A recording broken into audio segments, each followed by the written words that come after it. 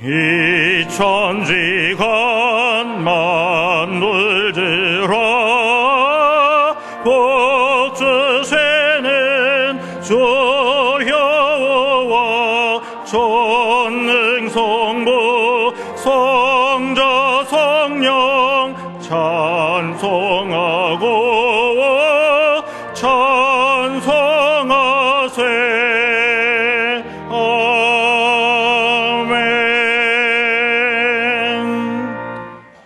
시와 찬송과 신령한 노래들로 서로 화답하며 너희의 마음으로 주께 노래하며 찬송하며 범사의 우리 주 예수 그리스도의 이름으로 항상 아버지 하나님께 감사하며.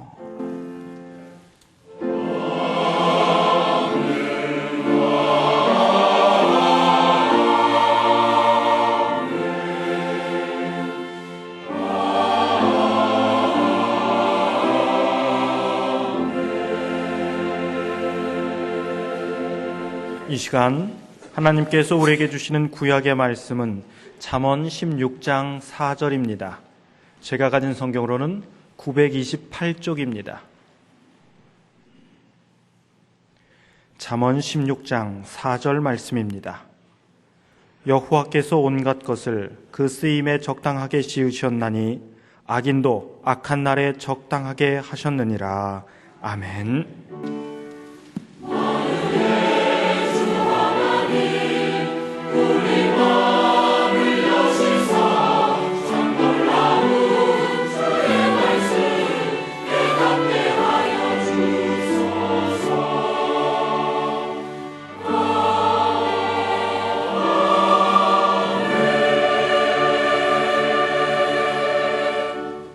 하나님께서 우리에게 주시는 신약의 말씀은 로마서 8장 28절입니다. 제가 가진 성경으로는 250쪽입니다. 로마서 8장 28절 말씀입니다. 우리가 알거니와 하나님의 사랑하는 자 곧 그의 뜻대로 부르심을 입은 자들에게는 모든 것이 합력하여 선을 이루느니라. 아멘. 오늘의 구약 본문 말씀을 다시 보시면 여호와께서 온갖 것을 그 쓰임에 적당하게 지으셨나니 악인도 악한 날에 적당하게 하셨느니라. 하나님께서 온갖 것을 쓰임새 있게 만드셨습니다. 쓸데없는 것이 어디 있겠습니까? 하나님께서 창조하신 것을 사람이 잘못 응용해서 문제가 되고 피해가 따르고 그럽니다. 하나님이 만들어주신 그 재료를 가지고 일껏 만드느니 무기를 만들어서 사람을 죽이고 다치게 하고 그 무기로 말미암아 인류 얼마나 많은 사람이 옛날부터 죽고 다쳤습니까? 사람에게 머리를 주셨거든요. 그래서 생각하고 연구하고 응용하고 파악하고 그러라고. 그랬더니 이 머리를 가지고 사기를 치고 못된 짓 하는 데 쓰고 그러지 않습니까? 그러니까 사람이 문제가 있는 것이고 원죄를 가지고 태어난 사람은 죄를 다스리지 못하는 한 이러한 악순환을 끊을 수 없을 것입니다. 악인도 악한 날에 적당하게 하셨느니라 그랬어요. 악도 쓸 때가 있다는 겁니다. 중국은 진나라 이래로 수나라, 당나라, 명나라, 청나라 모두가 그 변방을 안정시키는 정책으로 이의제의 정책을 써왔습니다. 중국은 변방에 있는 나라를 전부 오랑캐라 그랬어요. 그래서 우리나라도 동이 그랬잖아요. 동쪽에 있는 오랑캐. 그 오랑캐들로 하여금 이간 정책을 쓰면서 저희끼리 싸워서 강성해질 수 없게 하고 그렇게 하여 본토를 넘보지 못하게 했던 것입니다. 그러니까 악으로 악을 다스린다는 의미와 같습니다. 뿐만 아니라 하잘 것 없는 것도 다 쓸 데가 있다는 겁니다. 그래서 우리 속담에 개똥도 약에 쓸래니까 없더래요. 그것도 약에 쓸 데가 있는 모양이에요. 무슨 약에 쓰는지는 모르지만. 악이 있음으로 선이 빛나고 불신 곧 믿지 못하는 사람들 가운데서 확실한 믿음으로 살아가는 모습이 돋보이고 많은 사람이 거짓말을 밥 먹듯 하고 있는데도 정직하게 살아가고 있으니까 아름답고, 그렇지 않습니까? 하나님이 창조하신 물건, 물질 가운데 아직도 우리가 그 깊은 뜻을 발견 못한 것도 있을 겁니다. 아무리 봐도 이건 쓸데없는 거고 쓸모없는 거고 그럴 것 같아요. 지금까지 우리의 과학과 지식으로 봐서. 그런데 100년 후쯤에 지식과 과학으로 봤더니 아이고 이게 이렇게 요긴한 건데 발견될 수 있을지도 모릅니다. 또 오늘의 신약 본문 말씀, 우리가 알거니와 하나님을 사랑하는 자 곧 그의 뜻대로 부르심을 입은 자들에게는 모든 것이 합력하여 선을 이루느니라. 우리가 읽는 이 성경은 개역 개정판이고 그 전에는 개역판이고 그 전에는 구역 그랬어요. 그때는 합동하여 선을 이루느니라 그러면서 우리의 신앙 선진들이 이 말씀을 읽으면서 은혜를 받고 위로를 받고 세임을 얻고 그랬더랬어요. 그런데 하나님을 사랑하는 사람이란 세상에 파묻혀서 세상을 사랑하며 사는 사람이 아니라 죄악이 관영한 세상에 살면서도 하나님을 특별히 사랑하는 사람이라는 말씀이고, 또 그 뜻대로 부르심을 입은 사람이란 미리 작정된 목적을 따라 하나님께서 예정하신 목적이 있어서 성도를 부르시고 택하신 것입니다. 그러니까 이렇게 구원받은 그리스도인 우리 모두를 뜻합니다. 동시에 하나님의 사랑은 택하신 사람들을 결코 떠나시지 않는다는 절대적 사랑을 선언하시면서 이런 사람에게는 모든 것이 합력하여 선을 이루느니라. 내용인즉 이러저러한 일, 큰 일, 작은 일, 무거운 일, 가벼운 일, 초록색, 빨간색 모든 것, 고통도 고난도 억울한 일, 뼈아픈 일들까지 결국은 유익하도록 만드시는 하나님. 얼마나 대단하고도 위대한 하나님이십니까? 아무리 천재적인 예술가라 하더라도 재료조차 뛰어넘을 수가 없습니다. 그 천재적인 레오나르도 다빈치만 하더라도 그 훌륭한 대리석이 없었던들 그 위대한 조각 작품이 나왔겠으며, 그림 재료가 없었던들 그렇게 대단한 회화가 나올 수 있었겠습니까? 그런데 하나님께서는 사람의 판단으로 볼 때 몹쓸 것까지도 활용하셔서 더 크고 아름답게 만드신다 하는 것입니다.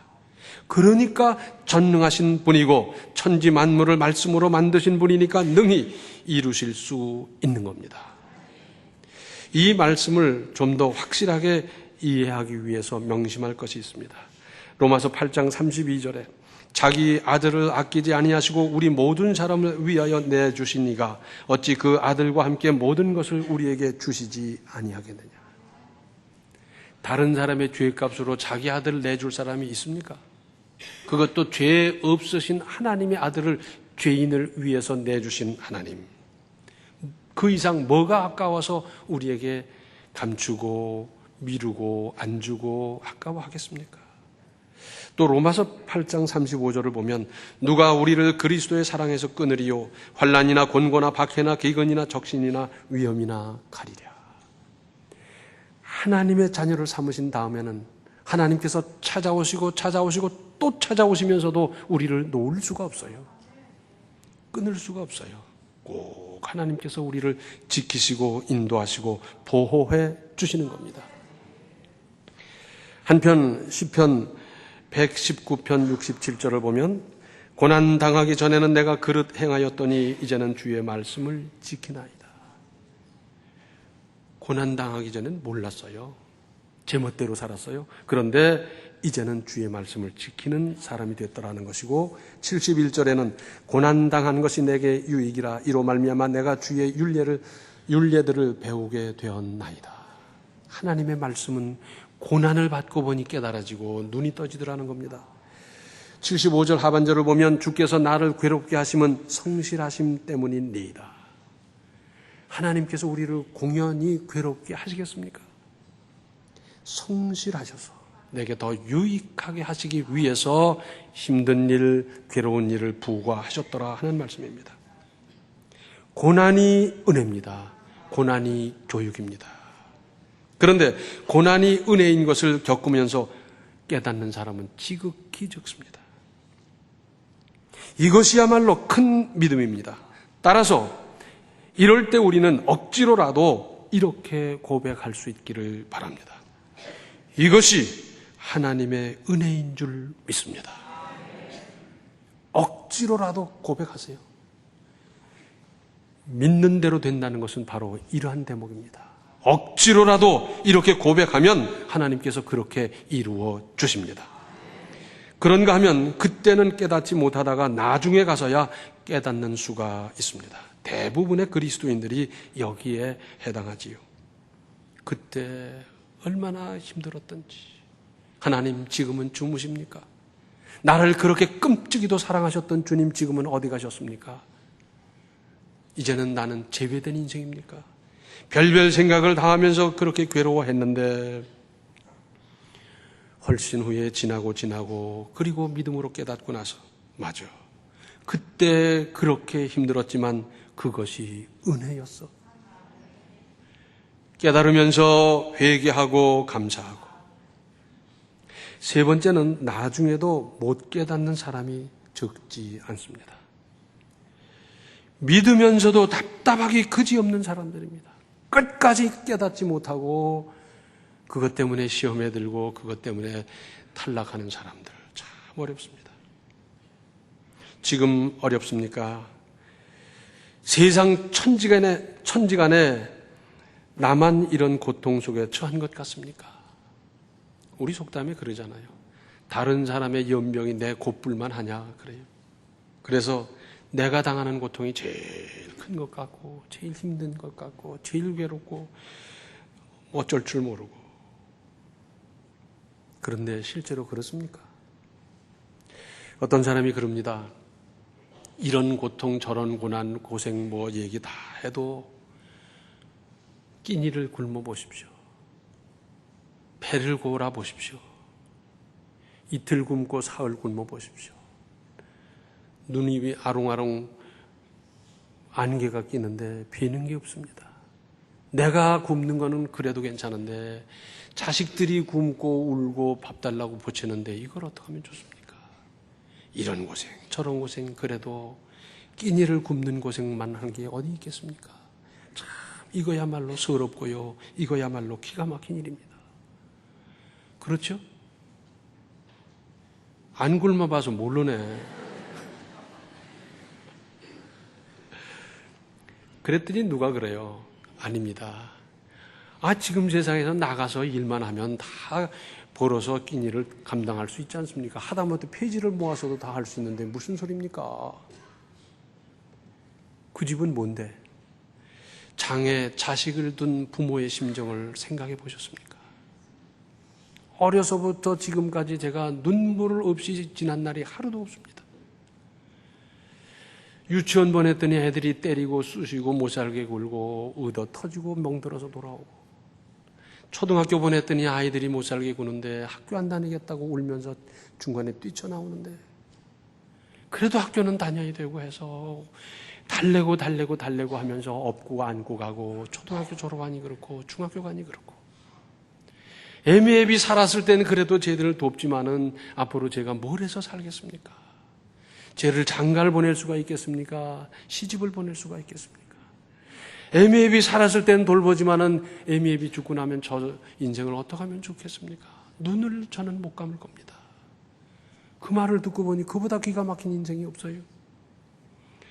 그랬더니 어떤 사람이 그럽니다. 다 그건 사치스러운 겁니다. 나는 암으로 사형 선고를 받았습니다. 2달 후면 세상을 떠나간답니다. 자, 내가 젊은 나이에 무슨 죄를 졌길래 나는 이런 죽음으로 세상을 마쳐야 합니까? 나는 하루하루를 까먹어가면서 죽음을 향해 가고 있는데, 자, 자식이 잘해주면 뭐라고, 영감이 잘해주면 뭐라고, 돈이 있으면 뭐라고, 지위가 있으면 뭐랍니까? 저는 이제 아무것도 눈물밖에 나는 게 없습니다. 그렇죠. 어떤 사람은 사업에 실패해가지고 어쩔 줄 모릅니다. 도망 다니는 것도 하루 이틀이고, 집에서 당하는 고통은 이루 말할 수도 없어 사람들이 몰려와서 두드려 보시고 야단법석을 하고요. 여기서 그런 사람은 그래도 나아요. 중국까지 가서 거기서 사업 실패함으로 청도에만 우리 한국 사람 노숙자가 그렇게 많대요. 돌아오지도 못하고 거기 살지도 못하면서 이리저리 굴러다니는 그 사람의 고난 기가 막히지 않습니까? 이혼의 그 고통으로 말미암아 잠도 못 자고 밥도 못 먹고 혈압은 올라가고 이런저런 고통 속에서 사는 사람, 믿었던 사람으로 말미암아 배신당해서 재산을 날리고 그 배신감의 아픔으로 잠을 못 이루는 사람, 미국 통계에 의하면 사람이 평생 살아가면서 당하는 고통, 충격이 많이 있지만 가장 큰 것은 해로하던 배우자를 잃는 거라 그럽니다. 배우자를 잃고 그 쓸쓸함으로 보내는 치유받지 못한 그 심정 얼마나 대단합니까? 이야기를 다 듣고 보면 전부 나보다 더 큰 고통이고 더 어려운 문제고 다 그렇지 않습니까? 그런데 쓸데없는 일이 왜 생기겠습니까? 그런 일에는 이유가, 즉 원인이 없을 수 없고 그 일을 통해서 이루실 하나님의 목적이 있고 따라서 필요해서 생겨난 일이라는 사실을 믿음으로 받아들이고 인정하시기 바랍니다. 매운 거 잘 잡어요? 매운 거 잘 먹는데, 어떤 사람은요 국도 매워야 되고 찌개도 매워야 되고 김치도 매워야 되고 뭐 나물도 매워야 되고 전부 매워야 돼요. 야, 저런 걸 먹고도 사나 싶을 정도로 매워야 먹어요. 그런데 아무리 매운 음식을 좋아해도 고춧가루를 숟갈로 퍼먹는 사람 보셨어요? 고춧가루는 다른 양념하고 다른 음식하고 섞이면서 그래서 음식 맛을 점점 더하게 하고 더 맛있게 하고 딱 그러는 거지, 고춧가루를 퍼먹을 수는 없어요. 섞여야 되는 거예요. 세계에서 가장 많이 퍼진 음식 중에 하나가 후춧가루라고 그래요. 음식에 후춧가루를 쳐 먹지 않습니까?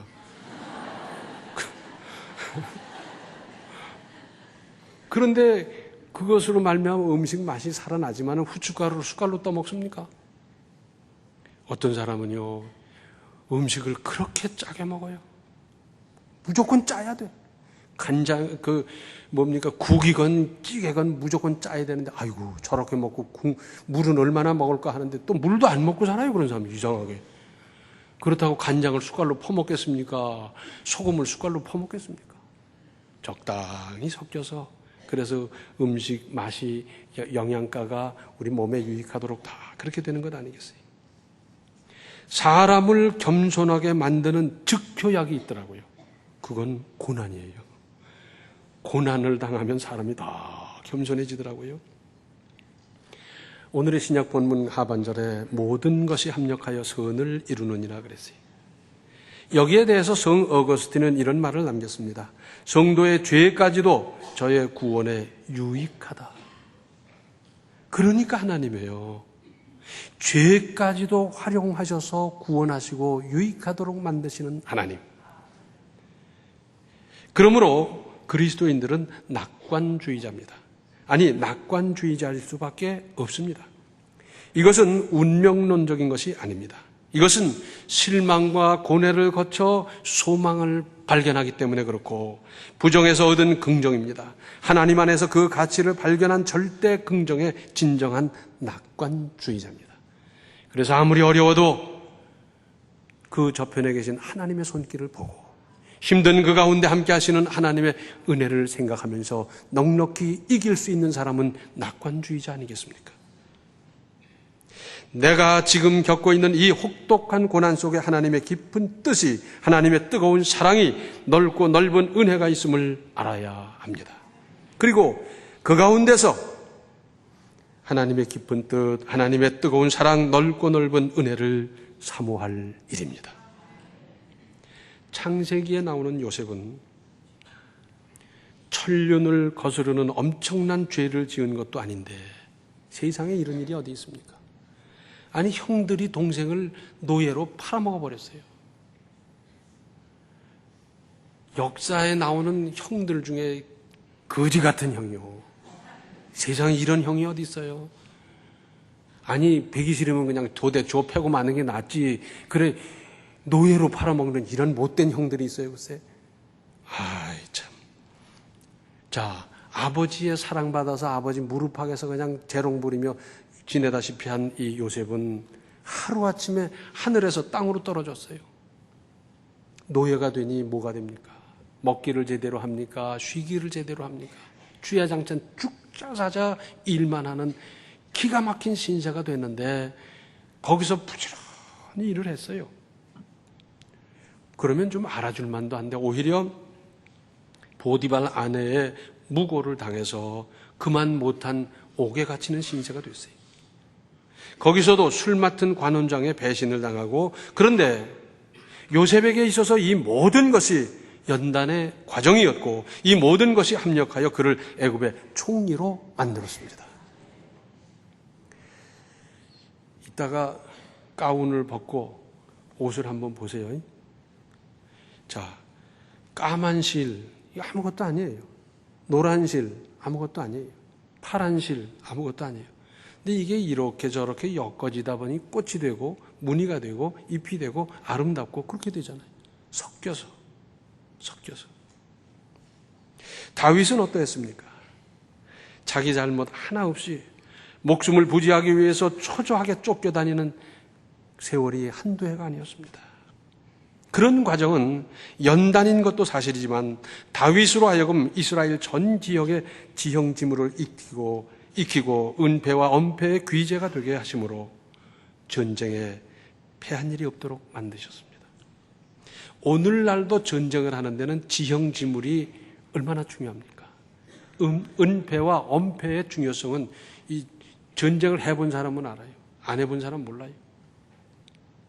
당시의 지형지물을 활용한 전법이라는 것은 이건 아주 필요 불가결한 일인데 다윗은 하도 많이 쫓겨다니다 보니까 어디 그러면 거기 산은 높이가 어떻고 거기 숨을 곳은 어디가 있고 골짜기가 얼마나 깊고 거긴 나무가 어떻고 거기는 바위가 어떻고 훤히 꿰는 거예요. 전쟁이 나면 다윗은 일단 하나님께 기도하고 하나님의 도우심을 청하고 늘 했지만은 이미 경험한 이 지형지물에 대한 지식도 활용해서 다윗은 어디로 가든지 여호와께서 이기게 하셨습니다. 여기서 우리가 주목할 대목이 있습니다. 일이 잘못되고 또 잘못되고 더 잘못되어 가더라도 이 두 분은 묵묵히 겪어내며 믿음을 지켰다는 사실입니다. 지금의 고난에 따르는 하나님의 뜻이나 하나님의 계획 또는 고난 다음에 주실 하나님의 은혜가 손에 잡히지 않습니까? 그러면 그냥 참아내며 믿음으로 나아가십시오. 천하의 요셉인들, 천하의 다윗인들 하나님의 깊고 깊으신 뜻을 손금 보듯이 다 헤아려서 그렇게 참아낸 것이 아니지 않습니까? 이분들도 몰랐어요. 그 다음에 하나님께서 어떻게 세워주시고 어떻게 크게 쓰시고 어떻게 큰 일을 하게 하실지 몰랐어요. 다만 끝까지 믿음을 지키고 입을 콱 다물고 묵묵히 감내하며 그 길을 갔습니다. 때가 이르면 하나님께서 높여주고 이루시고 역사하시고 하셨습니다. 어떤 직장에서 전무님이 여러 직원 가운데 한 사람을 언젠가부터 그렇게 괴롭히기 시작하는 겁니다. 일도 더 많이 주고 다른 사람이 맡아도 될 일까지도 얹어주고 자, 이걸 어떡합니까? 그래서 새벽 2시, 3시까지 일하다 집에 들어와서 잠깐 눈 붙이고 또 나가야 되고 그리고는 퇴근하고 뭐 닥달하고 뭐 스트레스를 주는데 견딜 수가 없어요. 하루 이틀이 아니에요. 아니 다른 사람 시켜도 될 일을 다른 사람은 멀쩡한데 다른 사람은 안 시키고 자기만 시키는 거예요. 퇴근할 때는 욕이 막 나오는 겁니다. 이놈의 새끼 하면서 제가 옮길 수는 없지만은 그래 그런 일을 겪을 때마다 내가 편해버리지. 내가 세상에 나가면 이만한 직장 못 얻나, 내가 이만한 수입을 못 얻나 그러면서 막 그러는 거예요. 그러다 집에 와 보면 처자식을 보면서 차마 사표를 못 내고 다른 사람 휴가 다 가는데 너는 그 일을 하라는 겁니다. 휴가도 못 가고 그렇게 하기를 한 2년 동안 얼마나 달달 볶였는지 그냥 이제는 파김치가 되다시피 했어요. 가긴 가고 하긴 하는데 이제 뭐 어떻게 할 길이 없어요. 그러다가 새해가 됐는데 새 직원 명단이 쭉 발표되는데 상무로 발령이 났습니다. 이게 우리 교인 얘기예요. 다른 데 얘기가 아니에요. 그렇게 괴로워했는데 왜 그랬겠습니까? 그 사람의 회사를 향한 열심, 일에 대한 집중력, 업무 능력, 통솔 능력 이런 걸 하나하나 보면서 그러면서 경험을 쌓아가게 하고 그러다가 검증 절차를 마치고는 승진을 시켰어요. 한치 앞만 볼 수 있었더라면 나에게 이렇게 혹독한 일을 시키는 데는 이러이러한 무슨 계획이 있을 거다라고 생각을 했더라면 훨씬 기쁘게 했을 터인데 미처 그것을 생각 못함으로 얼마나 힘들게 했는지 모르지만 그러나 묵묵히 그 일을 하다 보니까 검증되고 입증이 돼서 승진하는 은혜를 입었습니다. 불합격이 유익일 수 있고 병든 것이 선이 될 수도 있습니다. 좌천된 것이 다행일 수 있고 작은 실패로 큰 실패를 막아주는 수도 있습니다. 호된 훈련이 강한 군대를 만들지 않습니까? 태릉 선수촌에 어느 감독이 그런 얘기를 해요. 세상 일에는 행운이 있을 수 있습니다. 장사를 하거나 뭐 있지 않습니까? 실제로 체육에는 행운이 없습니다. 땀 흘린 만큼, 수고한 만큼, 연습한 만큼, 훈련한 만큼 결과가 나오는 거지 여기는 그런 게 전혀 없습니다. 하나님께서는 크게 쓰실 사람을 특별히 훈련하시고 연단시키십니다. 왜냐하면 그런 과정이 없이는 쓸만한 그릇이 될 수 없기 때문입니다. 문제는 지금의 이 고난, 이 고통을 어떻게 받아들이냐 하는 겁니다. 어려울 때 잘하십시오.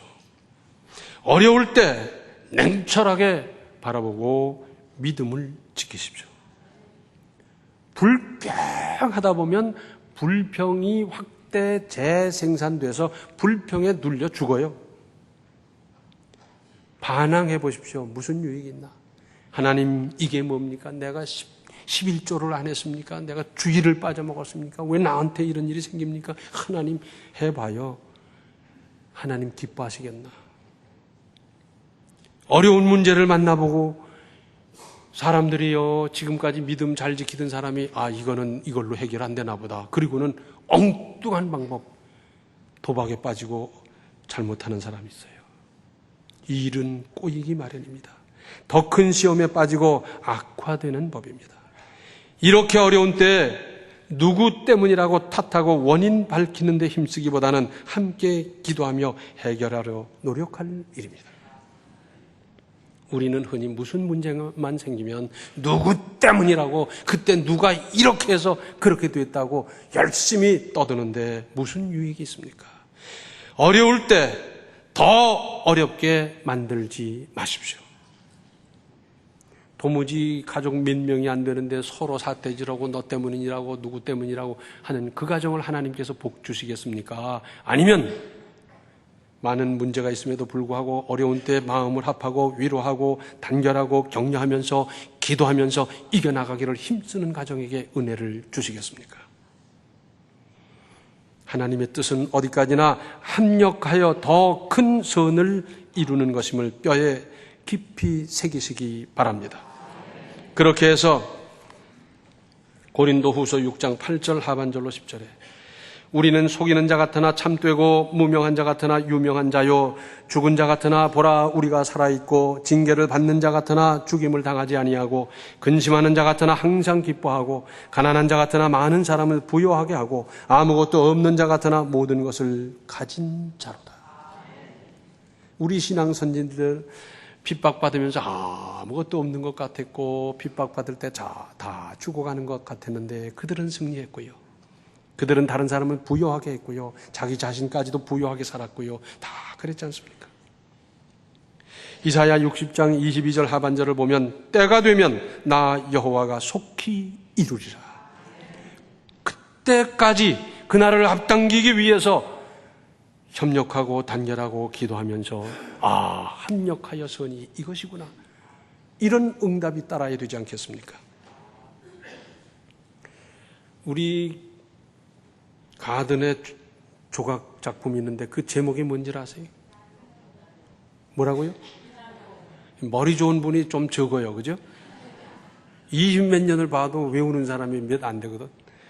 그날이 오면, 응답의 그날, 합력하여 선을 이루는 그날이 오면 우리에겐 큰 역사가 따를 터인데, 그날이 오기까지 참고 기도하며 합력하여 선이 이거라는 것을 체험하며 간증하며 누리며 살아가는 인생을 건설해 가시기 바랍니다.